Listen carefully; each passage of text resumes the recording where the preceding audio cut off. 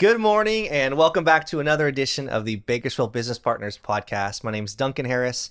I'm the past president of Bakersfield Business Partners. We're a BNI chapter here in Bakersfield, and we're helping our membership grow through referrals, through education, but also through relationships. And I believe we have the best BNI chapter in Bakersfield, and that's because we have such good members. So we started a podcast to highlight our membership. And here with us today, we have some of our newest members. I'm actually really excited for this podcast. Introduce yourselves. We have Eric and Jeremy with Dependable Pools. Good morning. Good morning. I don't know how to introduce myself. Yeah, so I guess I did it for you. I apologize. But just really quick, tell me about yourselves and how you're related and everything, just really quick. Yeah. Eric Risi, owner of Dependable Pool Service. Born in Bakersfield, raised up on a farm out in early Mart, California, and moved to started the pool biz. Yeah, started the pool business. But yeah, so have a family, two boys and a girl. And you've got your son Jeremy here with you today, right? And Jeremy's here with me. Yeah. My name's Jeremy. Eric's my dad, and I've been helping him on and off since he started in I want to say 05 or 06, servicing pools. Okay. Before I could drive, just helping him out. Recently graduated from college, went to Point Loma Nazarene in San Diego. Awesome. Graduated in the pandemic year of 2020. Oh man, that's tough. Yeah, but we've been working hard and just enjoying. Definitely enjoying working with customers and enjoying the business. So. Well, good deal. So Okay. You started your business around 2005, is that right? 2006, yes. 2006. Mm-hmm. What were you doing before that? Well, before that, I grew up on a farm, so worked with my dad on the farm and got the work ethic. And from there, out of high school, I went into a job shop. It's a manufacturing machine. We did custom farm equipment, and Okay. so it was every day was something new. We didn't do repetitive work, so it was repairing equipment. It was a guy would come in with an idea, or a small manufacturer in the area would come in with an idea, and we would design and build it for him. Got all kinds of background in electrical, hydraulics, just everything. I mean, it was just crazy. It was a lot of fun. It was a blast. I worked there for 5 years and went from ground up to being shop foreman and everything like that. So it was great. Got a lot of background in it. I remember that job and still like it. From there, I went in. My brother graduated college, and we started a partnership farming with my dad. Okay. And was there for almost 10 years, and it was very successful. Family businesses are tough. Yes, that's true. So that came up. We decided to go our separate ways on that one, just to save the family and not worry about the business, right? Yeah. So, and that's when I went out on my own, and from there I went into agricultural sales, farm equipment. I did that for a few years, and then we got the itching to do something our own. I'd always been self-employed pretty much, for a long time, and got the itching to do something else, and that's when the opportunity for the pool business started.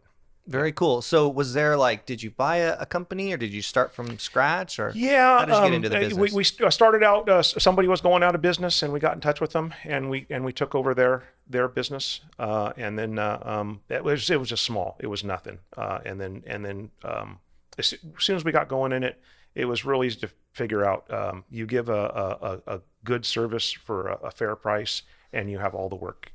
We've always had more work than we could handle. Yeah. That's good. Jeremy, tell me, what do you guys do on the day-to-day? Is it just weekly servicing, or is it more than that? Yeah, we're making a shift here. It's always been a weekly service, repair, but we're making a transition. We're getting some remodel work going for some of our existing customers that have always once you've cleaned their pool for, you could say, 10 plus years, and they really trust you, there's always been that opportunity, like, hey, could you oversee, we want to get plaster, or could you oversee this?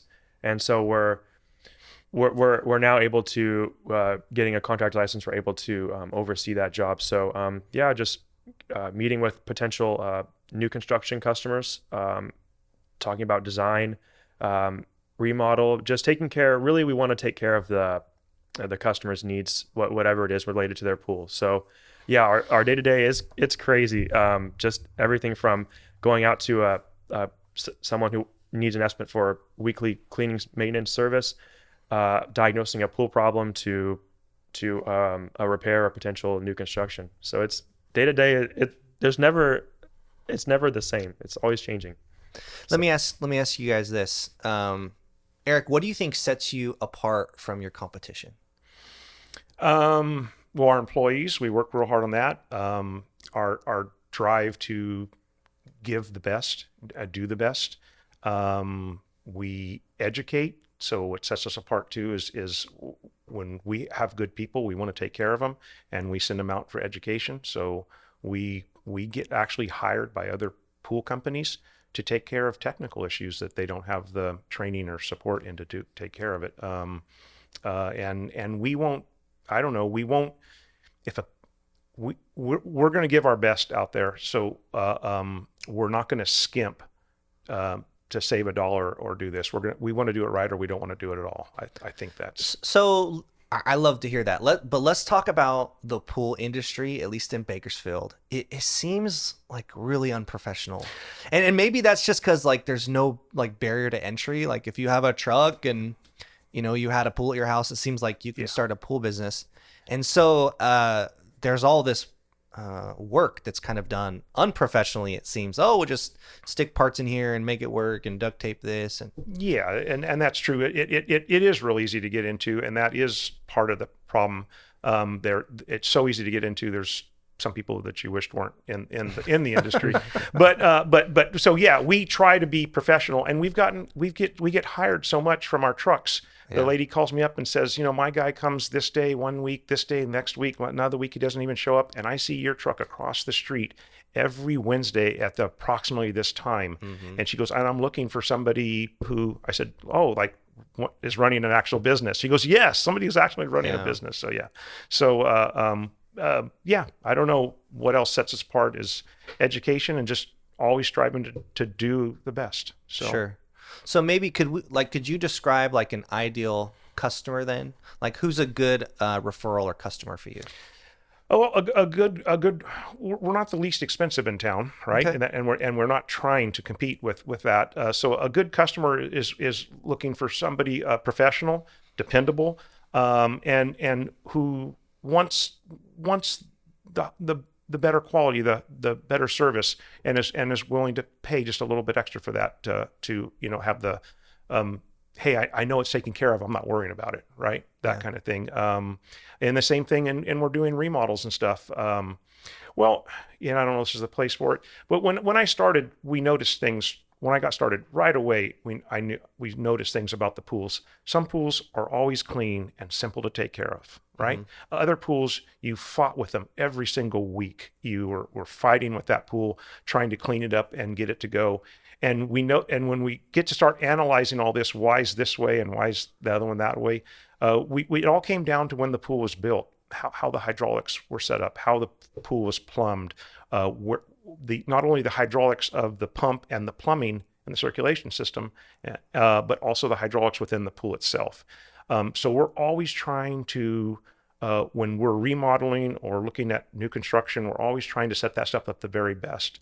Because if a customer wants to cut a corner and save, we won't do it if we know it's going to affect that part of the process, because they're going to be paying for that for the rest of the time they have that pool in more expensive energy costs.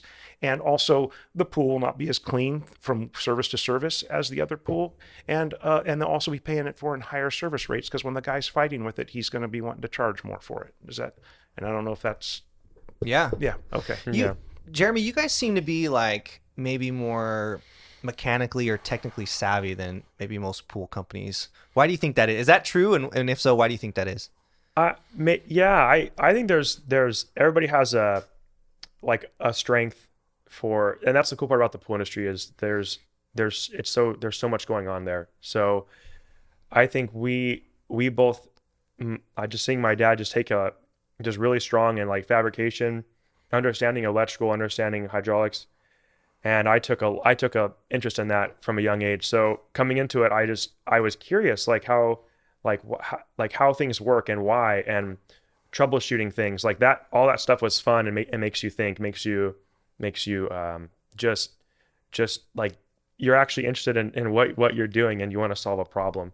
So I think us like taking that perspective into it has given us a little advantage of, hey, like, yeah, we will spend the time to diagnose something hard, and we can, if we don't know, we want to find out. Like those things are interesting to us for sure. So I mean, you noticed something at my house that no one else noticed, and I've been at my house for 10 years. I've had other pool services out there, and it was just some air bubbles coming out of my jet, and it was also in my pump basket. There was air in there. Yeah. And you're like, oh my gosh, hey, I know how to fix this. I didn't even know that was a problem. But just talk about that really quick. Okay, yeah, that wasn't too hard of one, but we got it figured out. But so Well, but hold on. Yeah. I mean, you guys like brush it off as, oh, that was nothing for us. But I'm telling you, like, no one noticed it. Right. And it was an issue. yeah, I guess where it started was you had approached us saying, hey, my cleaner isn't working right. Like maybe I have a plugged line. Mm-hmm. So just for reference for the podcast here, like he's got a vacuum system, so it's a suction cleaner that goes around the bottom, and it works off of suction from going to the pump. And I noticed just a ton of air in the system, and I was able to confirm the line wasn't plugged. It was actually we have a suction leak. There's a valve in front of the pump that was leaking air in the system, and just causing the system to not work correctly. And so just by changing that out, we just by replacing the valve, we had just we solved the air in the system. It was just running smooth, and things just worked better. I go out every morning and I look at my pump basket, and it's just full to the top, and I go, oh, that's so cool now. Yeah, anyhow, that's how it should be. I mean, exactly, right? But I was impressed. I mean, I guess what seems easy and common sense to you guys isn't. And I would just maybe that's, in my mind, something that really sets you apart is you guys really noticed a lot of detail that I don't think other pool companies were noticing. Can I add one thing on that? Go ahead, yeah. And sometimes what we've found out is there's just a lot of little things like that. An air leak underneath, a suction leak on a pump. It could be, a skimmer missing its weir. Just a lot of little things, and when they all add up, the pool is just not as nice as how it could be. So just by a little attention to detail, we can optimize what you have. Yeah. So when we go out to bid a pool, for monthly service, so we're going out to bid a pool for monthly service.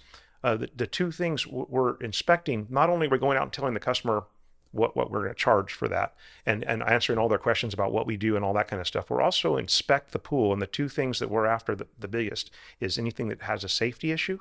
We want that addressed for the customers and our employees, and anything that would cause a service issue. So like all these little things you're talking about, the air under the pump lid, not having a skimmer weir installed, which for people that don't know what a skimmer weir is, it when the pump's running, it opens. The little flap door. It lets the debris it lets the debris go into the skimmer. Skimmer, I think weir is like an outdated term. It's kind of weird. No, it's if you look it up in the dictionary, it's actually correct. But anyhow,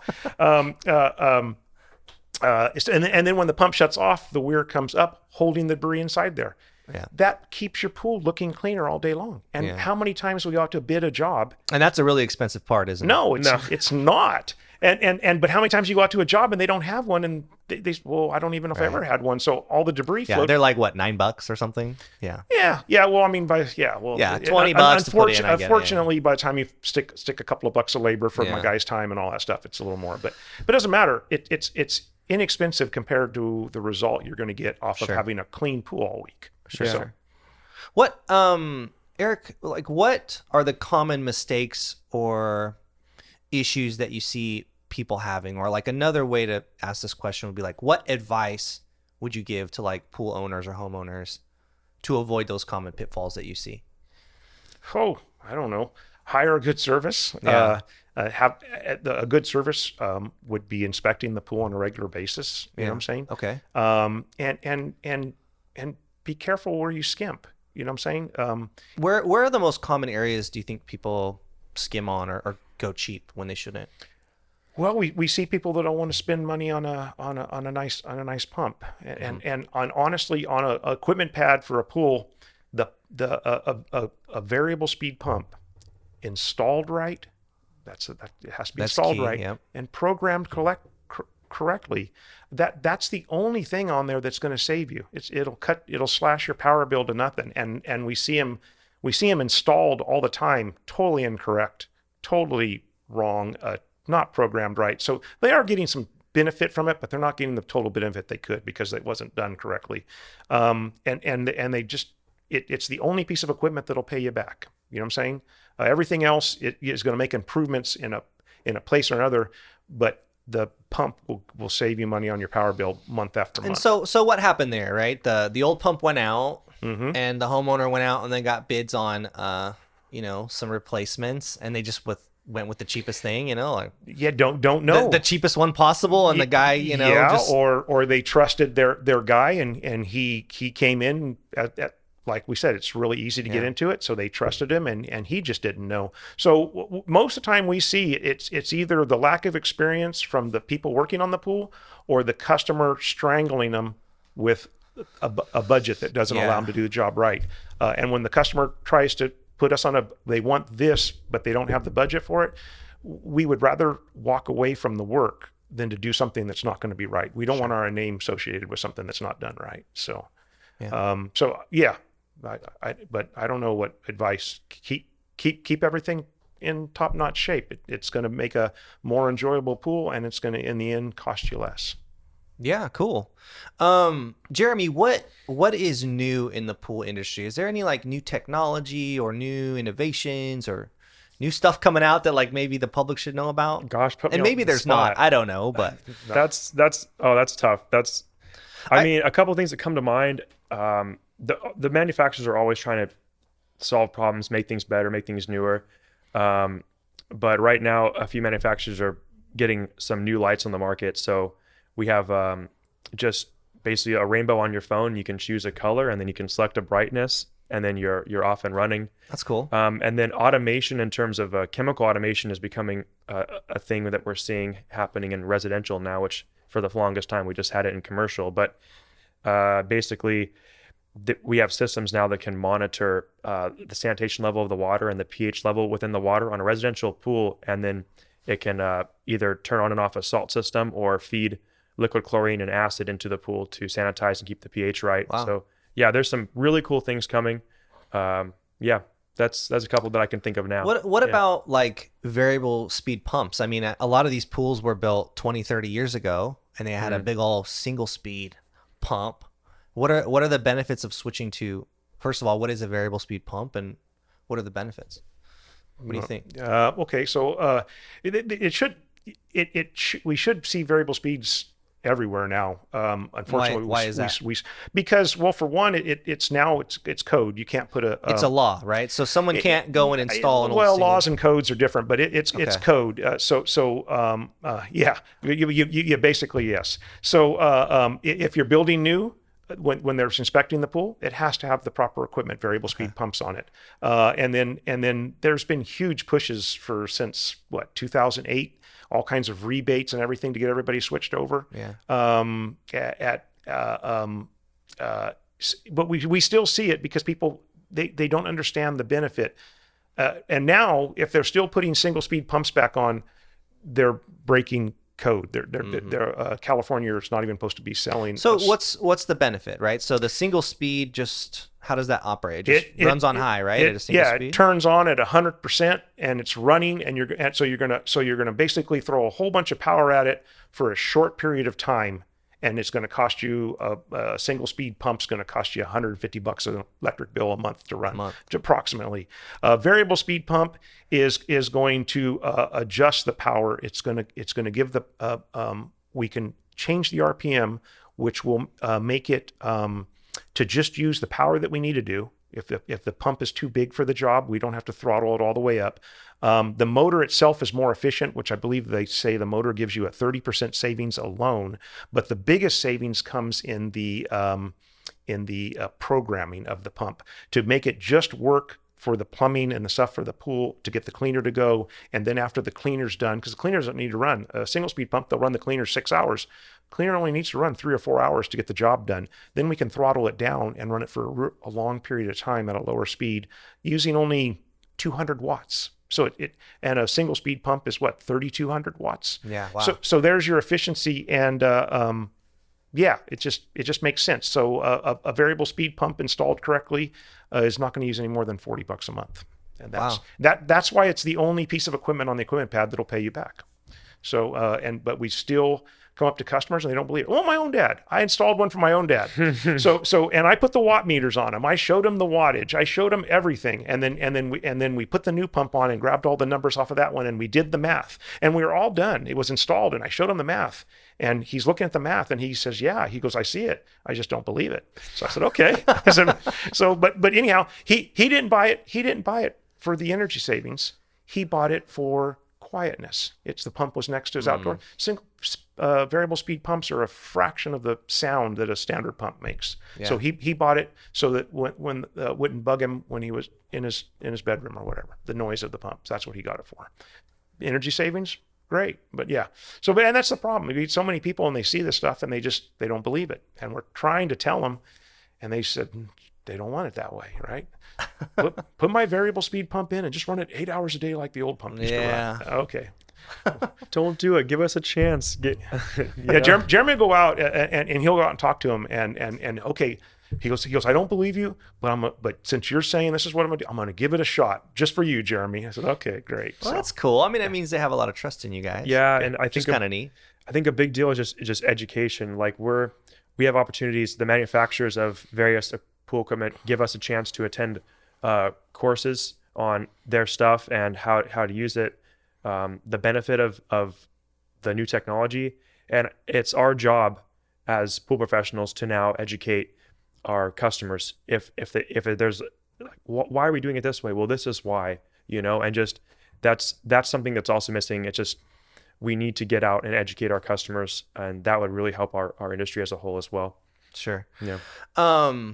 Jeremy, what do you think is the best part about your job, about being in the pool business? That's a good one. Whenever we have a chance to help someone, you just feel great. So if like at your place or helping you out, figuring out an air leak that's been going on for some time, just dialing things in, I think is great, because a lot of times it doesn't cost it's not a huge dollar sign to it. It's just having attention to detail. So if we can go and diagnose a problem for a customer, sometimes it's been going on for how many years and no one could figure it out. If we can get that fixed for them, it's so great to get that text or that call from a customer, Jeremy or Dependable, hey, thank you guys so much. Like things like our spa jets haven't worked right since the pool was done, or there's we can go on and on with a bunch of different examples. But when we can take the time to fix it for someone, it really does bring me joy. And it's like, wow, I helped someone out today. So it sure feels good. It's making their backyard a better experience. Yeah. That's awesome. Eric, same for you? Just kind of like the overall satisfaction of helping people? Yeah. The satisfaction helping people, a job well done. When we do a job and it comes out really nice, that makes me feel good as well. And then especially if the customer appreciates it, that's great too. Yeah. Well, I love that. Really quick, if people are having problems with their pool equipment, what's your phone number? How do they get a hold of you? You can go to the website, which is dependable-pools.com. Okay. And then the phone number and contact information, everything's there. Perfect. So, yeah. Awesome. All right, let's shift gears here a little bit. So let's kind of talk more about B&I. You guys recently joined our chapter, and I assume it was for various different reasons, but maybe you could just tell me, hey, why did you choose to join Bakersfield Business Partners? Well, I was invited a while back, okay, but probably weren't ready yet for something like this. Okay. And then when the pandemic hit, it felt like we were by ourselves. We were isolated. I think a lot of people felt like that. Well, exactly. Yeah. And it was a tough time. So we got through all that, but it just seems like it's always been a struggle. And then we came into 24 and we're going, okay, we're shaking all the past off and we're moving forward. And so we're going more in 24. And then I remembered Darren inviting me to Bakersfield Business Partners. So I texted him. I said, "Hey, Darren, is that invitation still open?" Right? Because we're looking for more. And didn't know a thing about it, just his invitation. And then and he said, "Yes, for sure." And we came to a few meetings and checked it out. And it's crazy. Like you, our group's crazy. Well, no, it's crazy. Yeah. It's crazy people. Yeah. No, it's crazy because getting together once a week, you don't feel like you're by yourself. You don't feel isolated anymore. Everybody else is talking about all the same things going on in business. Yeah. It's crazy. You taking time out of your day to help us do this podcast. That's, in my mind, that's just not the normal thing. And you're sitting here telling me, "No, this is normal, Eric. This is how the world works. This is how we do it." And I'm going like, "Okay, I'm just going to believe you, and I'm going to keep going, and we're going to see how it works." Yeah, So, trust the process. Jeremy, what about you? What are your first impressions? I think, how long have you been in the group? How long has it been? Well, we got to visit a couple times, and then once we got in, I think we've been, we could have had 3 or 4 meetings by now already. It's Look, going and by quick. you guys are brand new, and that's We're brand cool. new. I Yeah. want to get a fresh perspective. Like a lot of the members we've had on here, we have a lot of old or long-term members. So I love that you guys are so new and we're doing this podcast. What are your first impressions of the group? First, thank you for having us on. But first impressions was it's like a community, and people were able to help one another. Just the way you guys set up the meeting with hearing about everybody's business, having a couple presentations for the businesses, and just the mingling before the meeting is great. And we haven't met everybody's just been super nice, super helpful, and just a huge refreshing. It's been a big refreshment for just small business people in small business. Just been huge. So that's just been a great uplifting tool. So I'm going to go out on a limb here. You've only been in the group a few weeks, but do you think it's going to help your business grow? Definitely, we believe it already has. Because before we joined the business, we decided to revamp our website to project where we're moving towards the remodels and the new construction. So we want to get a new face out there. So, and we were having a lot of problems putting content together for the website but your weekly meetings forces us to think about our business, and yeah, we know our business in our head, but can we verbalize it? That Right. was a different thing. So it's already helped us with that. It's just all the connections in the network already that we've made. There's people with this expertise, and there's people like us that care, that they want the best for their people too. They want to help people and all that.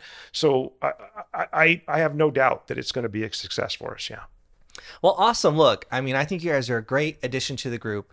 We really do have the best group in town. And every time I bring a member in here, I say, "Hey, what's the best part about your business?" They say it's helping others. And I love that. I believe the core of our group is focused on service and helping others. And then the motto of BNI is givers gain, right? So when we join the group, we really have to think, what can I give to the group? Can I give my time? How can I give referrals? And when everyone has that mentality, when everyone in the group, 30 well-trained professionals who have experience at care, it just creates this great environment. You guys talk about the pandemic and just how difficult that was for your business and maybe even personally, just feeling isolated. Our chapter, I think, had some of its strongest years during the pandemic. And that's because we were so disciplined and committed to meeting on a regular basis. We did go to Skype meetings or Zoom meetings, but as soon as we could meet back in person to have that community and have that fellowship, you talked on, hey, just the 15 minutes before our meeting starts, we have this open networking time. And that is where you get to know people and what they're doing and how much they care. And that is so critically important to our lives and to our businesses. So anyhow, that's my little speech. I'm so glad you guys are in the group. Thank you so much for joining us today. And we're going to close it down here. Again, my name is Duncan. If you'd like to join our group, we're a BNI chapter. We meet every week. It's Tuesday mornings at 7:30. And we only allow one person in your industry to join the group, right? So there will be no other pool businesses, right, joining the group. And so that way you don't have competition within the group. And we just meet. We get to educate members on what we do, what's a good referral for us, and how we're unique from our competition. And we've been around, I think, since 2007, 2006, so quite a while. And anyhow, that's it. So you guys have a good weekend, and until next time, we'll talk to you later. Thank you. Thank you.